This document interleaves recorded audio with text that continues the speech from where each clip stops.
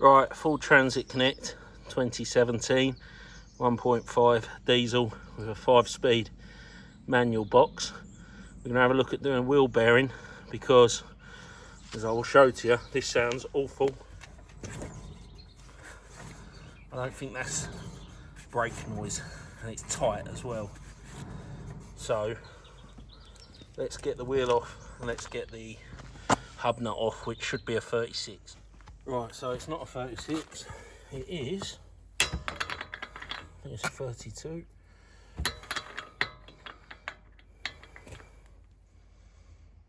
I think it's a 32, but that socket hasn't actually got enough length on it. Right, we've got a chrome 32 here.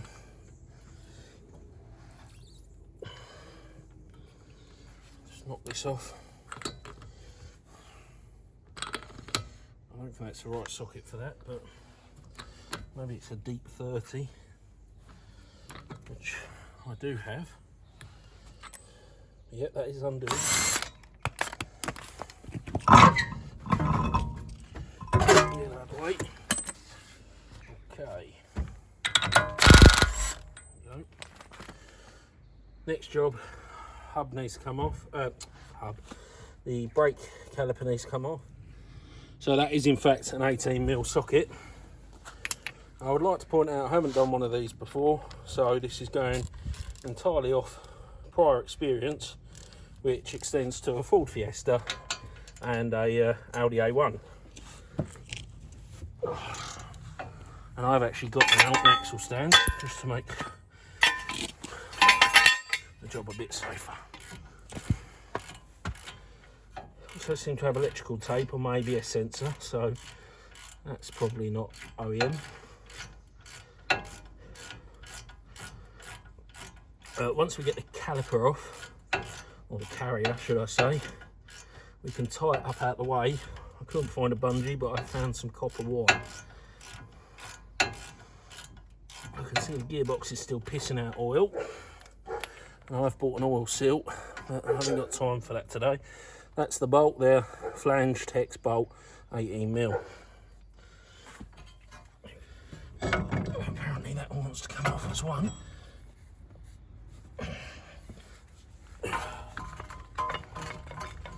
Right, that's probably because it's got such a groove worn in it.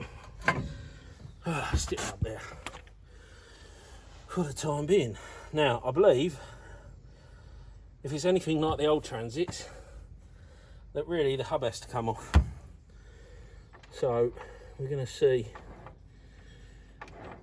I think, yeah, that sounds rough. And we've taken the disc out of the equation now. Take this off completely. Glasses on.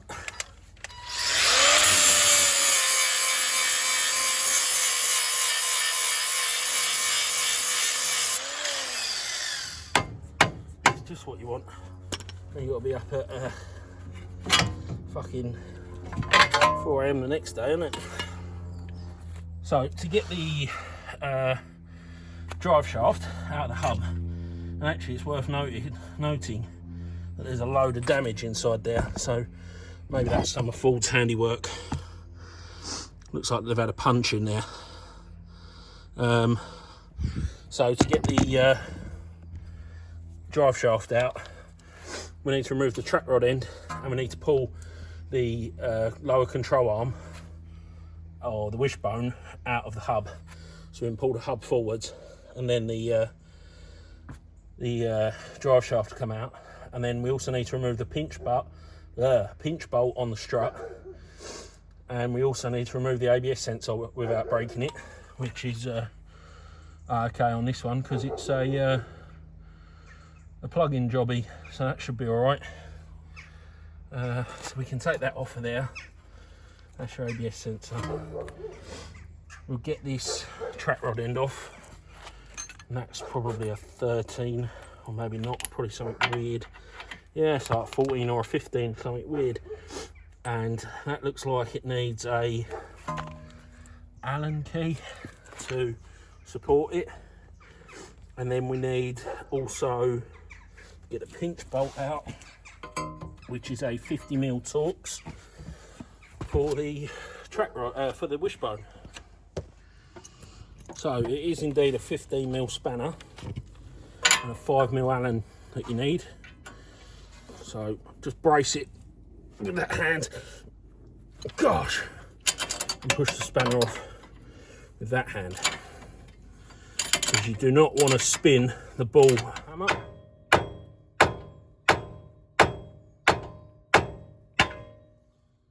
you go. Good few hits. To wind that off, we can.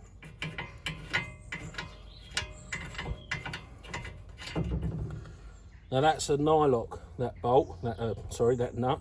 So I'll probably put a bit of Loctite on that, just blue Loctite. Get that out of the way. Next job, pinch bolt for the lower control arm. Let's hope it's a 55. It is. It's a 55. So we'll just put that on the 1/2" ratchet. Fire off because it's going loose. Is there a nut on this side? Yeah, there is. Well done, Brett. That looks like a 19, a bit 17. It's a 19 on this side. That's it. That one comes off. That pinch bolt comes out. That's got blue Loctite on it. And it's not rusty, so Ford must have replaced that. I bet they hated having to spend £2 on a bolt. Now we need to see if we can separate this, which is sometimes easier said than done. Alright, let's try the little pry bar first. 12" odd. Yep, that's doing it. As you can see, I've removed the brake shield, and that has enabled us to pop out the thing, the ball joint. So now we can take out this ABS sensor, which is a plug-in job there, and then it's got a little clip up here. That's now, let's tuck that up in the strut. Next job is to take out the strut pinch bolt. But the helmet's just knock out, and considering this drive shaft's new, was new in November, I did expect it to come out with some degree of ease. That was obviously foolish of me. That's a Ford number 3 hammer, and I ain't getting that to move. We can't knock the drive shaft through the hammer, so I've took the ABS sensor out. I've got the old penetrating oil down the side of the drive shaft and down the ABS sensor hole. I've now put a 3-leg puller onto the hub, but because it's a 5 stud pattern, one of the puller legs always wants to hit on one of the studs, but it is moving very slowly.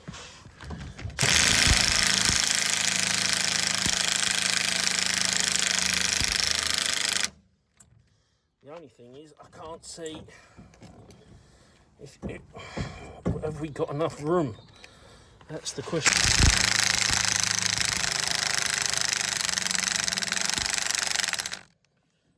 Is there enough play on the hub? What I might try doing is just undoing the pinch bolt for the strut and seeing if that will give us enough room to get it off. So let's do that. That pinch bolt is in fact a 16, nice one to standardise on some sizes. That's rusty, so Ford haven't done that one. Right, should be a case. Just knock this down. Down the fucking ABS sensor. I don't want to smack that with an hammer.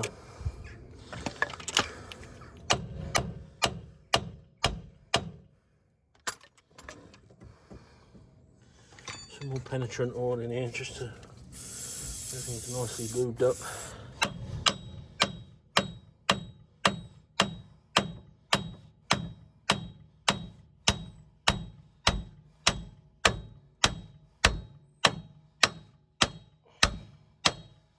this hub has still got black paint on it.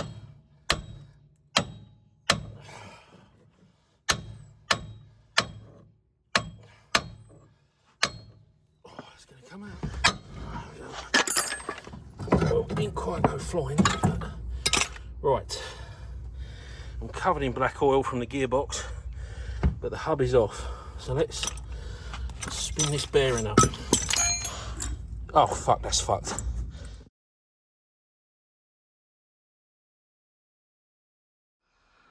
Right, we're now set up on the press. So, not very good ways of holding this hub, because there's not many flat areas on it. But I've got this big steel ring, and this is hard, this ring. Very tough steel.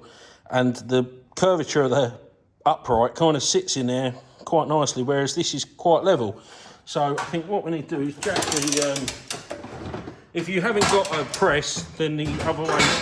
Bloody hell. The only other way to do this is drift it out of a hammer, which I've seen people do on the older Transits.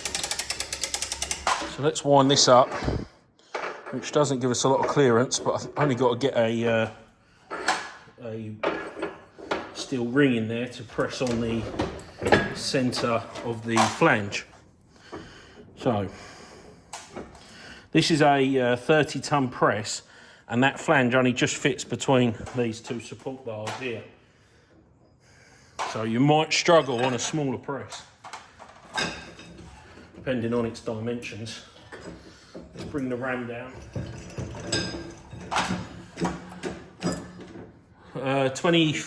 30 bar, moved that, which might have to work that out. That's a couple of tons. So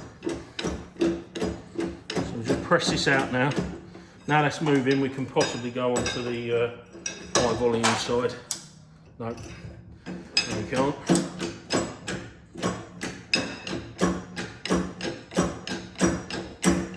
Yep, still taking 20 bar.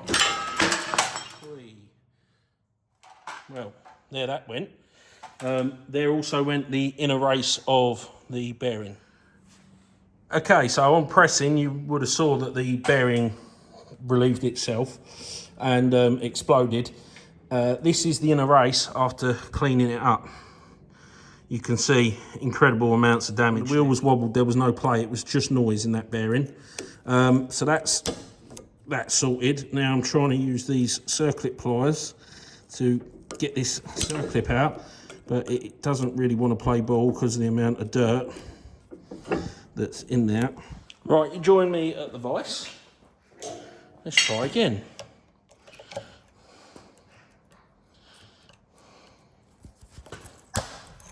Nope, this side definitely doesn't want to come out. There we go, he will now. We've just got him to move. These fucking Nipex circlip pliers are not the best, I must say. Right, she's out. Now we can press the bearing out of the front. That's contacted higher pressure. There goes 30 bar. 60 bar that was. Now she's moving. I'm going to put a nice bucket underneath to catch that this time. There we go.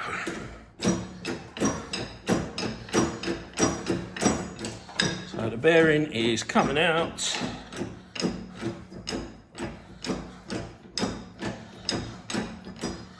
Usually, the new bearings that have got this ABS ring, I'm sure they used to come with a piece of like green magnetic card so that you could see what side was the like the tone ring, the ABS ring. But both the Audi genuine bearings, no, it wasn't Audi genuine, it was an SNR, and this Ford genuine bearing that I've had, there we go, do not have the piece of card. Back in the vise, and you can see we have got some slight scoring of the bearing surface, but nothing too bad.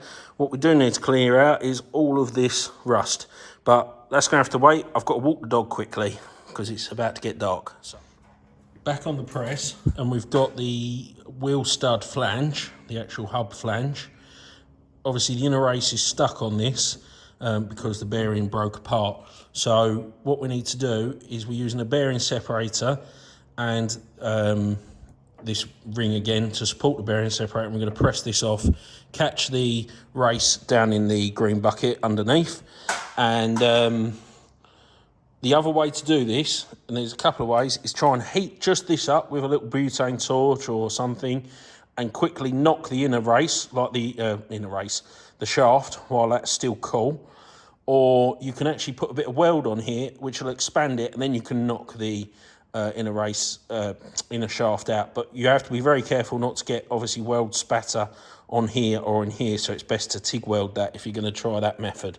The other way is to put a slit in it with a grinding disc and then use a cold chisel to try and split the race. But that does work, but that's probably the slowest method.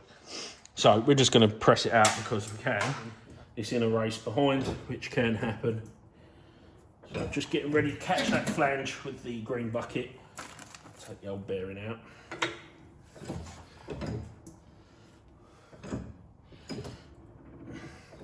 And then we can actually clean this shaft up, and that'll be to go back in. There she is. Right, so this is the kit you get from Ford. This was the part. They did offer me a part first, which was another 40 or 50 pounds, plus VAT. So be careful, because this Ford at Romford told me this, Ford at Lakeside told me the dearer one, and then went back and got me this. This is a kit, so it comes with a new drive shaft lock nut, which is very important. You need one of them. They're sort of a one-time only thing. New circlip, and of course the bearing. But like I say, there's no magnetic card, so I don't know what way round the bearing needs to go. I would assume that this side, the rubber seal, is the magnetic side, and the steel shield goes to the opposite side.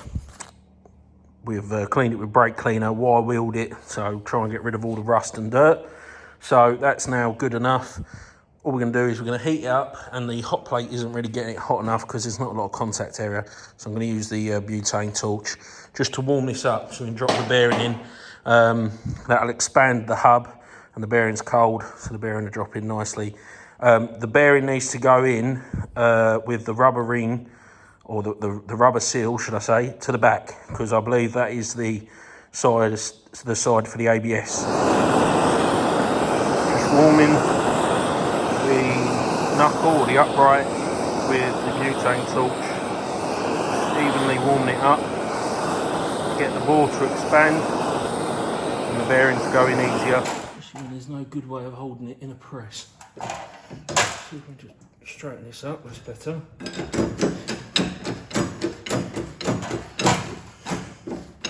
Yeah, it's at 10 bar, so that's going in okay. The grease should help now as well. Must buy some of that Molly Coke stuff.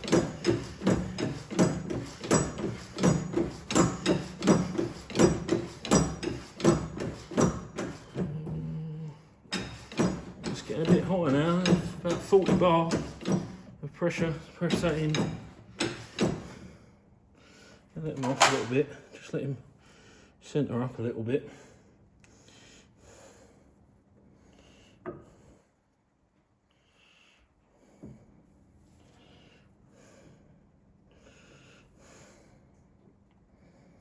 Oh, that's got flipping hot quick. Might have to dump this water or something. Right, I think that might be at the bottom there, because that has just shot up to 60 bar.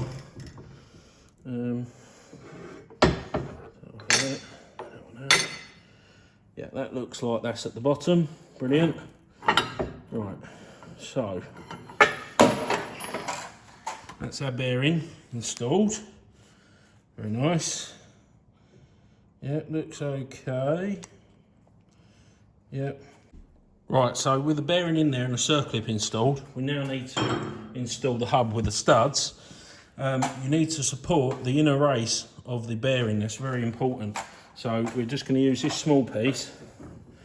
Obviously this has been cooled down a bit, but still got some nice heat in it. So in theory, we need a bit more packing than that. That one and that one. in theory, perfect. What we should be able to do is drop this hub in, the hub is nice and cool and the bearing is now warm because it's absorbed the heat from the upright. We've pre-greased this and this is nice and cool. So we just set that on there, set this on here, like so. And we need one of them, like that. And then we just press this together. While this has still got some warmth. Bloody press.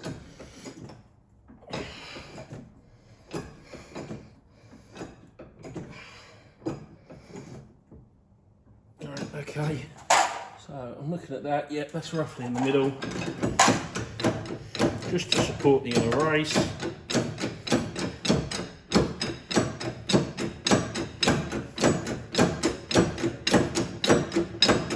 Now something I like to do is always just let the press off, take that out, just double check everything's going as it should be. Make sure that's in the middle, supporting the inner race. It is. Move this back over there.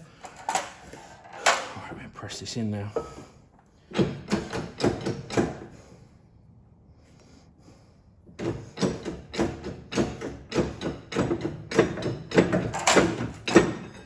it's actually going in quite easily. I can even do it on the lower side where it is groaning. Let's just try the higher pressure again. Oh, I think we've bottomed out. Then we might have to find a different ring because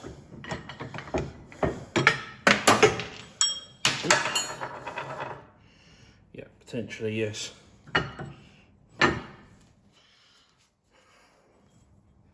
Either that or she's all the way in. Could be all the way in, I guess. I don't know. Like I say, I've never done one of these ones before. That doesn't fit in there, does it? Let's see if we can find a different ring that fits in there and just give that one more. Oh, that's perfect. Right.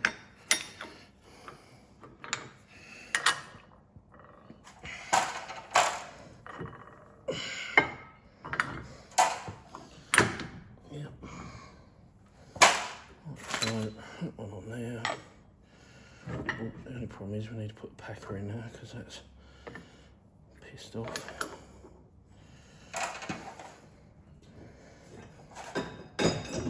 So this is my first time doing one of these, so hopefully, yeah, that's all the way home. I do believe. I hope so. That's as far in as that wants to go, apparently.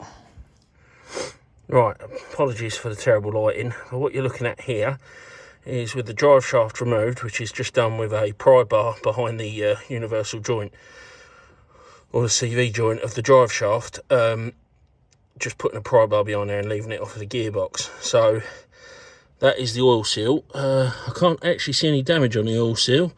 I can't see any tears or rips or dinks in it. So hopefully a new one's going to solve this issue.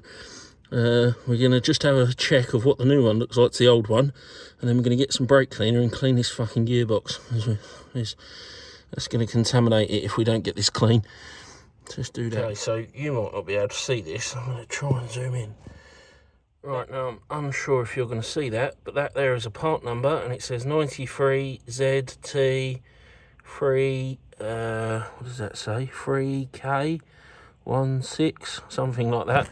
Let's just check that with the parts. Part number here, 93ZT3K16. So yep, and I can definitely make out them last 3 digits A9C. So this is the right oil seal. So before we rip the old one out, always check the new one is the right part. So let's get on with trying to get this old one out. Right, so these are difficult to remove seals. They're very, very strong. They have a very strong construction. So we've removed the inner steel ring with a standard seal puller. That's the ring. So that's like the dust shield for the oil seal. All right. You can see we've broke through the edge of the steel ring, the back ring, or the outer ring of steel. We've broke through the inner edge and we've broke the rubber. That has now weakened the seal. The next step, I mean, maybe there's an OEM tool for this, I don't know. I've seen people use slide puller, like sealed slide pullers, and have trouble with these. The next step is to get something like a Weir chisel driver. This is like a strike through screwdriver. You want it blunt on the end. We get that. Now we've broke the inner edge. We've reduced the rigidity. It's only the outer steel band. We get this under here and we just knock this up without damaging the gearbox. Now it's easier said than done, but I'm hoping I'm going to be able to do it. We need to be right about here, which is where we need to do it. So I'm going to have to put the camera down because there's just not enough room in here, and the subframe's in the way, but I'm sure we can sort it out. So hopefully I'll show you it done. Right, so we've done what we've said. We've basically knocked the outer edge inwards. Now we can use our standard seal puller behind that edge that we've knocked upwards. Don't get me wrong, it's not easy. If I can do this filming one-handed, there we go, and you can do it too. And that's what it looks like, okay? Now we need to take that out. That's the spring that's come out of the oil seal. We'll give this a very good clean without pushing any dirt backwards towards that bearing. And then we can fit the new seal using a seal driver. It's still going to be difficult, but it will go in. So more cleaning to do, okay? This is the new oil seal. So I've selected the correct seal driver for it, and we're going to just drive it in. So we push it in as far as we can like with our fingers, and then we get the seal driver and drive it in all the way. So the seal driver is a plastic one. It cannot damage this. That's very important. Okay, so that is the new oil seal installed. We just used a seal and bearing driver that looks like this. It's basically a tube with a round piece of plastic. You select the right size piece of plastic for your seal or your bearing, and then you knock it in. That is installed. They are already packed with grease if you buy the Ford ones, so that will lubricate that. We will put a little bit of grease on the drive shaft, but first we need to clean the drive shaft. That needs to be fantastically clean so that you don't introduce any grit to the system. Okay, so sorry I'm not filming, but you're not going to see anything in the dark anyway, or what we was doing. Drive shaft's in. So the trick with the drive shaft, get it straight, get it engaged in the spline, and feel it turning over in the gearbox. You've got to get it dead in line and just give it a good tap with a copper mallet. You'll know when it's going right because it just shoots in. When it's not working properly, you're just hitting against nothing. Like it's just bouncing back at you.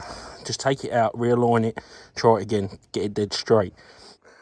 There may be easier ways, but to get the hub on, I've used a brass wedge up the back of the pinch bolt point, and then you can wiggle it up or use your trolley jack on the steering arm portion and just jack it up.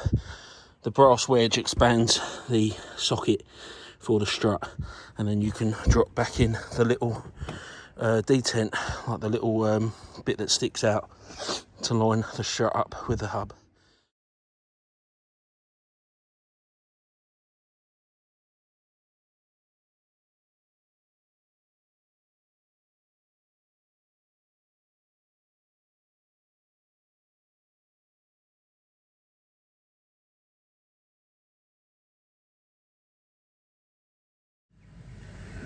Right, so we had a bit of a nightmare last night. We didn't end up getting away from here till the early hours of the morning.